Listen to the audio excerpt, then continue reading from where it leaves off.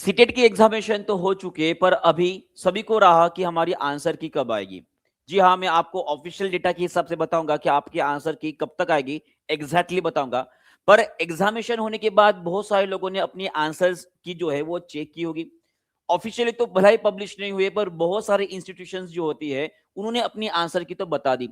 उसके हिसाब से हो सकता है कि आपके जो मार्क्स है वो 150 में से, अगर आप कैटेगरी से बिलोंग कर रहे हो तो हो सकता है कि आपके 82 मार्क्स आ रहे, और अगर आप जनरल कैटेगरी से बिलोंग करें तो हो सकता है कि आपके 89 मार्क्स आ रहे। तो ऑब्वियसली मन में ये डर छिपा है कि आंसर की में कुछ ऐसा कमाल हो जाए कि ये 82 83 हो जाए और 89 90 हो जाए, ताकि इस साल हम सीटेट की एग्जामिनेशन पास होने के बाद जो भी हमारी शिक्षक भर्ती आ रही है उसलिए हम इलिजिबल हो पाए। पर हाँ, मैं आपको बताना चाहूंगा कि इस आंसर की में कुछ ऐसा जादू होता है कि जो आपके 82 मार्क्स और जो 89 मार्क्स है वो बढ़ सकते हैं। तो ऑब्वियसली वो कौन सा जादू, वो भी मैं डिटेल में बताऊंगा। पर सबसे पहले मैं आपको बताना चाहूंगा कि अगर मैं ऑप्शनली आपको बताऊं कि जनरली सीटेट की एग्जामिनेशन पास करने के लिए 60% मार्क्स चाहिए। अब ये 60% मार्क्स किसके लिए? तो जनरली अगर आप जनरल कैटेगरी से अगर बिलोंग कर रहे हो तो 60 मार्क्स 150 में से मतलब आपके 90 मार्क्स होते हैं। माने कि 90 से एक मार्क्स भी आपका अगर कम आ जाए तो ऑब्वियस है आप फेल हो जाओगे। मान कि 90 से कम, 89 से नीचे वाले सभी के सभी आपके फेल हैं। उसी तरह से अगर आप कैटेगरी से बिलोंग करते हो, जैसे कि एससी एसटी या ओबीसी से बिलोंग करते हो, तो आप सभी को कम से कम 55 मार्क्स जो है स्कोर करना ही पड़ेगा। अब 150 में से 55% जब लोगे तो ऑब्वियसली आपको जो है 82.5 मार्क्स जो ये इतना आते हैं। अब यहाँ पर ये बात ये आती है कि सर पहली बात तो सीटेट में नेगेटिव मार्किंग होती नहीं, हर एक क्वेश्चन 1 मार्क्स का होता है, तो ये 82.5 कैसे? तो अगर मैं किसी भी सेंट्रल टीचर एग्जामिनेशंस के लिए अगर अप्लाई करा तो उस टाइम पे ये 82.5 का मतलब होता है 83 मार्क्स। और उसी तरह से यहाँ पे सेकंड कॉलम में आप देख सकते हो कि यहाँ पे क्या लिखा गया है कि स्कूल मैनेजमेंट्स की ओर से government, local bodies, government aided and unaided जो भी स्कूल होते उनके अकॉर्डिंगली जो एससी एसटी ओबीसी और डिफरेंशियल एबल्स प्रेशर जो होते, जो पर्सन होते, उनके लिए हो सकता है कि ये 55% का क्राइटेरिया मान कि 82.5 ना होकर 82 हो सकता है। जैसे कि लास्ट टाइम हमारे 2025 में बिहार गवर्नमेंट ने ये डिक्लेयर कर दिया कि जो भी महिलाएं हैं उस स्टेट से बिलोंग करने वाले और जो भी पर्सन है, अगर उन्होंने सीटेट में 82 मार्क्स अगर हासिल किए हैं तो वो सभी के सभी बिहार शिक्षक भर्ती के लिए माने कि बीपीएससी टीआरई के लिए इलिजिबल माने जाएंगे। माने कि यहाँ पे स्टेट गवर्नमेंट कुछ चेंजेस कर सकते हैं ताकि उस स्टेट गवर्नमेंट की ओर से ली जाने वाली जो शिक्षक भर्ती होती है उसके लिए आप इलिजिबल हो सकते हो, अगर इसके अंदर आपको कुछ उनके ओर से रिजर्वेशन पॉलिसीज अगर प्रोवाइड की जाती है तो। पर आमतौर पर ऐसा सेंट्रल लेवल की एग्जामिनेशन में नहीं होता है। अब हम बात करते हैं कि किस तरह से हमारी आंसर की हमें बचा सकती है और आंसर की कब तक आ सकती है। अगर आप ऑफिशियल हमारे वेबसाइट के ऊपर जाओगे तो वहां पर आप अगर आप जब चेक करते हो तो ये देखिए मैंने ऑफिशियल वेबसाइट जो है ओपन कर ली सीटेट की। अब यहां पर जाने के बाद सबसे नीचे जब जाओगे, हमारी ऑफिशियल है, सबसे नीचे जाओगे तो यहाँ पे आपकी फाइनल आंसर की दी गई है। जब इसे आप चेक करोगे तो वेरियस ईयर्स में यानी कि हर एक साल में जब हमारी एग्जामिनेशन की ली गई है तो उसकी हर एक साल की एक आंसर की यहाँ पे पब्लिश की गई है ऑफिशियली डेटा के साथ। अब जब हमें दिसंबर की 2024 में हमारी एग्जामिनेशन हुई थी, यहाँ पे देखिए अगर आप देख पा रहे होंगे तो यहाँ पे कुछ चीजें आपको दिखा दे रही है जो आंकड़े आपके लिए बहुत ज्यादा महत्वपूर्ण रहेंगे। यहाँ पर आप देख सकते हो कि आंसर की है ना 2024 जुलाई 2024 की आंसर की है और ये आपकी दिसंबर 2024 की है। तो सबसे पहले आपको दिसंबर 2024 की आंसर की दिखा देता हूं, मान की पिछले पिछले एग्जामिनेशन की। हमारी एग्जामिनेशन हुई थी 14/12/2024 को। अगर ये आंकड़ा आप देख पा रहे होंगे तो सभी को यहाँ पे दिखाने की कोशिश करता हूं। हमारी एग्जामिनेशन जो हुई थी 14 दिसंबर 2024 की हुई थी, है ना। मैथ्स पेपर 2 का एग्जामिनेशन सेट डी है और आंसर की जब पब्लिश की गई थी तो डेट थी आपकी 8/1/2025। मान की 14 दिसंबर को एग्जामिनेशन हुई थी और 8 जनवरी को 2025 को हमारी आंसर की आई थी। तो दोनों का अगर आप डिफरेंस देखोगे तो लगभग लगभग 16 और 8 माने कि लगभग लगभग 24 या 25 दिन का डिफरेंस आपको यहाँ पे नजर आ रहा है। उसी तरह से अगर आप जुलाई का अगर पेपर देख रहे हो तो यहाँ पर आप देख सकते हो कि जुलाई 2024 में जो 24 में जो हमारी एग्जामिनेशन हुई थी 7 जुलाई 2024 को एग्जामिनेशन हुई थी। यहाँ पे भी पेपर 2 मींस मैथ्स का पेपर दिखाई दे रहा है और आंसर की जो पब्लिश की हुई थी वो 30/7/2024 को, माने कि यहाँ पे भी लगभग 23 या 24 दिन का डिफरेंस आपको नजर आ रहा है। अब इस बार हमारी एग्जामिनेशन 2026 में हुई थी, वो हुई थी 7 और 8 फरवरी 2026 को।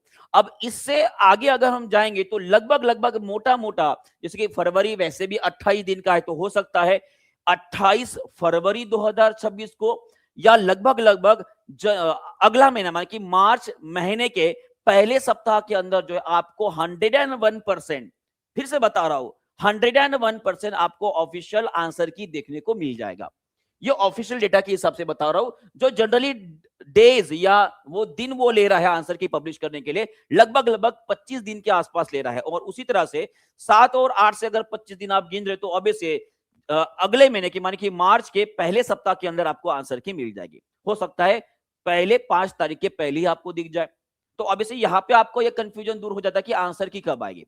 अब बात करते हैं कि आंसर की आपको किस तरह से बचा सकती है। अगर आपके 82 मार्क्स आ रहे या आपके 89 मार्क्स आ रहे, जो पास होने को बहुत ज्यादा जरूरी है, शिक्षक भर्ती देना है अगर, तो अब इसे आपको आंसर की बचा सकते। इस आंसर की के अंदर कुछ जादुई आंकड़े होते, जैसे कि अगर मैं इस आंसर की को देख पा रहा हूं तो इनके सबसे नीचे जो अगर आप देखोगे तो यहाँ पे कुछ जो है नंबर्स लिखे हैं। अगर आप इसे ठीक से देख पा रहे हो, थोड़ा सा जूम कर लेता हूं, यहाँ पे कुछ दिख रहा है, जैसे कि ए के पास 1 और 2 लिखा है, बी के सामने 1 और 3 लिखा है, सी के सामने 1 और 4, डी के सामने 2 3, ई के सामने 2 4, एफ के सामने 3 4 और जेड के सामने और लिखा है।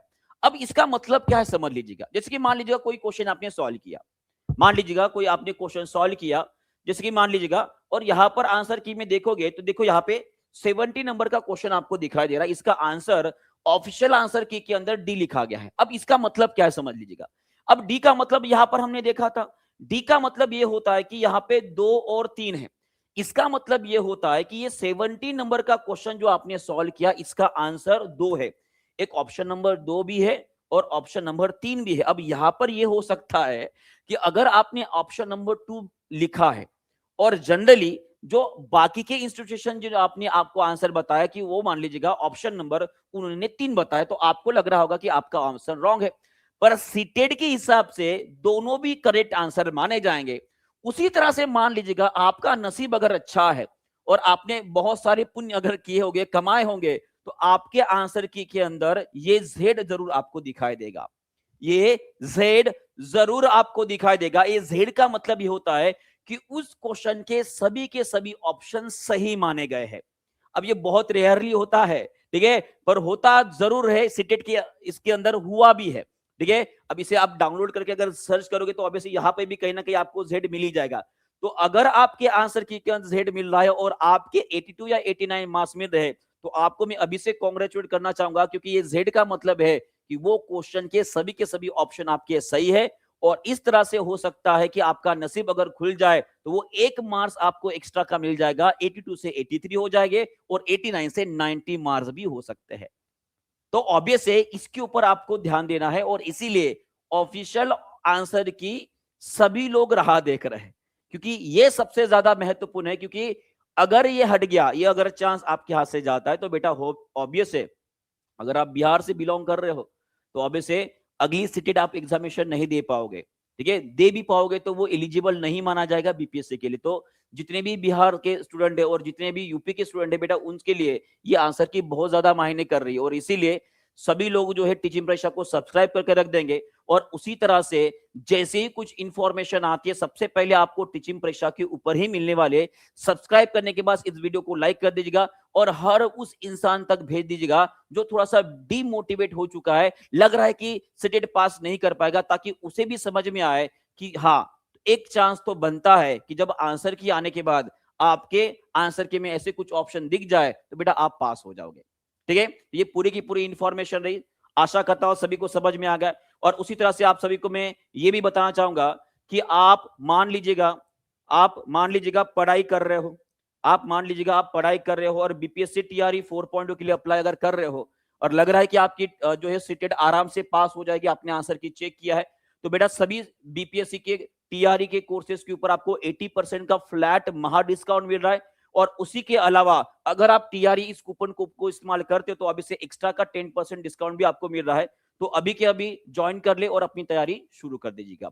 तो इस सभी इंफॉर्मेशन आपको समझ में आ गई, ऐसी आशा करता हूं। मिलते हैं अगले क्लास के अंदर, अगले वीडियो के अंदर। और इसी तरह से खुद को अपडेट करना चाहते हो, रखना चाहते हो, तो टीम मिश्रा को अभी के अभी सब्सक्राइब कर लो, वीडियो को लाइक और शेयर कर लीजिएगा और एक कमेंट जरूर डाल दीजिएगा। ठीक है, thank you very much, goodbye, God bless you and take care and all the best. ठीक है, मिलते हैं पढ़ाई वाले वीडियो के अंदर। Thank you very much, bye.